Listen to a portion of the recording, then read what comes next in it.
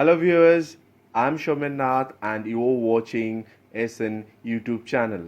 Today we are going to discuss about a very important topic with you all. If you're new to this channel, please do subscribe and press the bell icon for personalized notification. নমস্কার প্রিয় বন্ধুরা, Soumen Nath YouTube চ্যানেলে আপনাদের সবাইকে স্বাগত জানাই। যেমনটি আমি আপনাদের প্রমিস করেছিলাম যে আমি spoken English for Bengali medium স্টুডেন্টসদের জন্য যে এপিসোড ওয়াইজ ভিডিওগুলো নিয়ে আসবো, যাতে তারা স্পোকেন ইংলিশে দক্ষ হতে পারে এবং বিভিন্ন জায়গায় তার ব্যবহারিক প্রয়োগ করতে পারে এবং চাকরির ইন্টারভিউয়ের ক্ষেত্রে যাতে তাদের কোনো অসুবিধা না হয় এবং স্পোকেন ইংলিশ এবং রিটেন ইংলিশের মধ্যে যে বলার তফাৎ, সেই তফাৎটা তারা যেন বুঝতে পারে। সুতরাং আজকে দ্বিতীয় এপিসোডে আপনাদের সবাইকে আবার স্বাগত জানাই এবং আজকে চলুন দ্বিতীয় এপিসোডে আমরা কিছু কমন ইংলিশ ডায়ালগ শিখে নিই।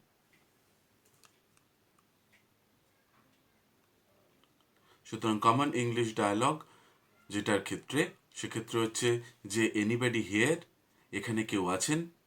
এটা একটা আমরা খুব কমন অর্থে ব্যবহার করি। যেমন নেক্সট যদি হচ্ছে আন্ডারস্ট্যান্ড, বুঝেছি। অর্থাৎ যদি কেউ বলে যে বুঝেছি, তার মানে হচ্ছে আন্ডারস্ট্যান্ড। তুমি বুঝতে পেরেছো, ইউ গট ইট।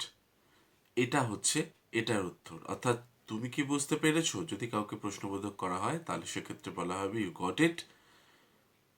এরপরে যেটা আসছে সেটা হচ্ছে আমরা যখন কোনো একটা মনের ভাব এক্সপ্রেস করি, যেমন সুন্দর বলতে যদি বোঝাই যে কি সুন্দর, অর্থাৎ কি সুন্দর জিনিসটা, তার মানে হচ্ছে হাউ নাইস। এরপরে হচ্ছে কি বাজে বকছো, তার মানে হচ্ছে যে হোয়াট ননসেন্স, বা কি বাজে বলছো, হোয়াট ননসেন্স, মানে এটা হতেই পারে না, হোয়াট ননসেন্স।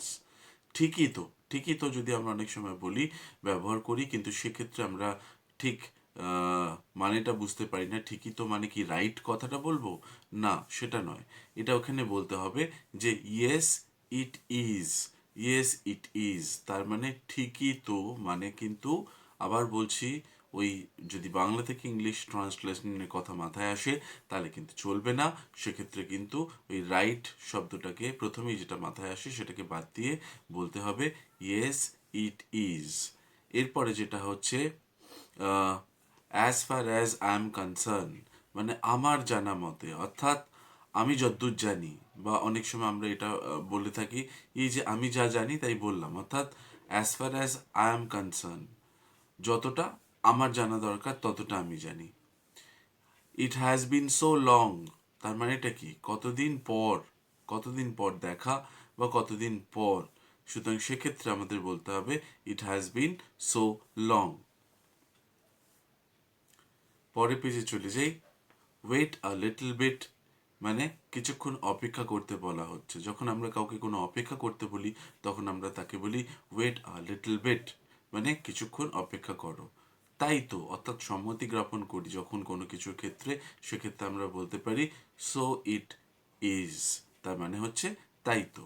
এরপরে যখন আমরা যদি বলি যে লেটস সিট সামওয়্যার, চলো কোথাও গিয়ে বসি, অর্থাৎ লেটস সিট সামওয়্যার, এটা আমাদের পক্ষে ইউজ করা হয়।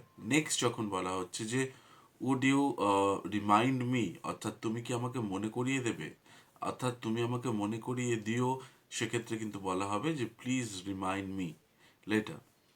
এক্ষেত্রে হচ্ছে যে would you remind me. Next যেটা হচ্ছে আমি আন্তরিকভাবে দুঃখিত যদি বলি, শুধু সরি না বলে আন্তরিকভাবে দুঃখিত অর্থে প্রকাশ করতে গেলে বলতে হবে কিন্তু আই এম এক্সট্রিমলি সরি। এরপরে হচ্ছে আমি কিছুটা অসুখী, অর্থাৎ আমার মন ভালো নেই, আই এম নট হ্যাপি, এটা শর্টে বলে থাকি, বা I am little bit unhappy, সেটাও কিন্তু বলা যেতে পারে। এরপরে যেটা হচ্ছে যে চিন্তা করো না, ডোন্ট ওয়ারি, এটা খুব কমন, এটা আপনারা সবাই ইউজ করেন। নেক্সট যেটা হচ্ছে সেটা হচ্ছে যে এজন্য, এই জন্য হয়েছে, মানে এর জন্য কথাটার মানে হচ্ছে যে হেন্স, অর্থাৎ এই জন্য। এরপরে হচ্ছে এনি হাউ বা হাউ এভার, অর্থাৎ যাই হোক, এনি হাউ বা হাউ এভার যদি বলি তার মানে যাই হোক। দ্যাটস ওয়াই, সেই জন্য, অর্থাৎ সেজন্য এটা হয়েছিল, মানে that's why this thing had happened. তো দ্যাটস ওয়াই এই অর্থে ইউজ করা হয়ে থাকে। এরপরে যেটা বলা হচ্ছে যে ফার্দার মোর, অর্থাৎ অধি কিন্তু, অর্থাৎ তুমি যদি কোনো কিছু বলতে চাইছো, তাহলে তার যদি অ্যাডিশন হয় তাহলে সেক্ষেত্রে হবে ফার্দার মোর, মানে উপরন্তু। যদিও বলি অনেক সময় ওদিকে কিন্তু বা উপরন্তু, ও এটা করে, এটা তো করেইছে, উপরন্তু তার সাথে এটাও করেছে, তো ফার্দার মোর এটাও, হি ডিড দ্যাট। এরপরে হচ্ছে কথা প্রসঙ্গে, বাই দা বাই। কথা প্রসঙ্গে কথাটা হচ্ছে, যদি আমরা ইংরেজিতে বলতে চাই তাহলে সেক্ষেত্রে বলতে হবে বাই দা বাই। আর যদি বলা যায় যে পরিবর্তে, অর্থাৎ এটার পরিবর্তে ওটা হবে ইন লিউ অফ, তার মানে হচ্ছে ইন লিউ অফ কথাটা পরিবর্তে অর্থে ইউজ করা হয়ে থাকে। এরপর হচ্ছে হাড়ে হাড়ে টের পাচ্ছি, যদি আমরা বলে থাকি তাহলে out and out, right? Day in day out যেরকম আর যেমন হয়, ঠিক তেমনি এখানে আউট অ্যান্ড আউট আমি বুঝতে পারছি জিনিসটা, মানে কি যে কষ্টর মাঝে রয়েছে সেটা হচ্ছে হাড়ে হাড়ে টের পাচ্ছি, বা কতটা বদমাস হাড়ে হাড়ে টের পাচ্ছি। এর মধ্যে হচ্ছে অফ অ্যান্ড অন, মানে মাঝে মাঝে বা মাঝে মধ্যে যদি বলে থাকি, অফ অ্যান্ড অন, মাঝে মাঝে বা মাঝে মধ্যে কথাটা ইউজ করলে। ফ্রিকুয়েন্টলি মানে বারবার, মানে খুব রিপিটেটিভ ওয়েতে ইউজ হচ্ছে, সেই জন্য সেটাকে বলা হচ্ছে ফ্রিকুয়েন্টলি। রাদার দেন তার চেয়ে বরং, হ্যাঁ, রাদার দেন মানে হচ্ছে তার চেয়ে বরং, অথবা বরং শুধু কথাটা। If so what's, so what, যদি তাই হয় তাতে ক্ষতি কি, যদি তাই হয় তাতে ক্ষতি কি, সেক্ষেত্রে আমরা বলে থাকি if so, so what. If so, so what. এরপরে হচ্ছে বারবার, আবার, মানে এটা হচ্ছে তোমার ইটারেটিভ ইন নেচার, মানে হচ্ছে over and over again, over and over again. এরপরে যেটাই আসছি সেটা হচ্ছে হেয়ার অ্যান্ড দেয়ার, এখানে সেখানে, মোস্ট অফ দ্য টাইম, অধিকাংশ সময়। এরপরে যদি বলা হয় যে থেমে থেমে কোনো কাজ হচ্ছে বা ক্ষণে ক্ষণে কাজ হচ্ছে, দ্যাট ইজ কল্ড ইন্টারমিটেন্টলি, অর্থাৎ থেমে থেমে বা ক্ষণে ক্ষণে কাজ হচ্ছে। এরপরে যখন whenever I see you, যখন তোমাকে দেখি, ঠিক আছে, তাও কাউকে কিছু আনতে বলা হয়েছে ভুলে গেছো, তখন whenever I see, I can remember that I need to bring that thing for you। তো এক্ষেত্রে এটা হতে পারে whenever I see you। এছাড়া পরবর্তী ক্ষেত্রে যদি তাছাড়া শব্দটা ইউজ হয় তাহলে বলতে হবে অ্যাপার্ট ফ্রম। অ্যাপার্ট ফ্রম অর্থাৎ তাছাড়া।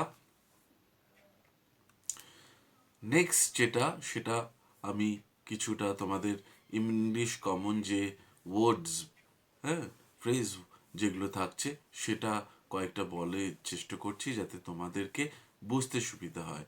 যেমন নিজেরটা সবাই বড় করে দেখে, অল হিজ গ্রিজ সাউন্ডস। তাহলে এক্ষেত্রে যদি আমরা দেখি তাহলে হচ্ছে যে তোমাকে হতাশ করে আমি দুঃখিত, তাহলে আমি কি দেখব না, I am sorry to have disappointed you. I am sorry to have disappointed you. এক্ষেত্রে বলা যেতে পারে আমি সেখানে যেতে চেয়েও যাইনি, I didn't thought I wanted to go there. এরপরে যেটা, আমার পেট কিছুটা ভরেছে, I have filled a little. আমার পেট কিছুটা ভরেছে, I have filled a little.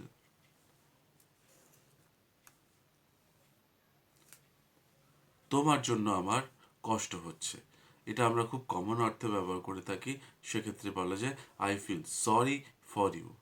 আমার মনে হয় সে মিথ্যে বলছিল, I guess he was lying. এরপরে যেটা, এই বিষয়টি স্বাভাবিকভাবে নাও, hey take it easy. So বন্ধুরা, আজকে এই পর্যন্ত আমরা শিখলাম। আগামী শনিবার আবার আপনাদের সঙ্গে দেখা হবে, এবং সেখানে ডেফিনেটলি স্পেশাল কিছু থাকবে আপনাদের জন্য, যেটা অবশ্যই আপনাদেরকে সহজভাবে বাংলায় ইংরেজি শিখতে সাহায্য করবে। অশেষ ধন্যবাদ। আজকের মতো এখানেই শেষ করলাম। নমস্কার।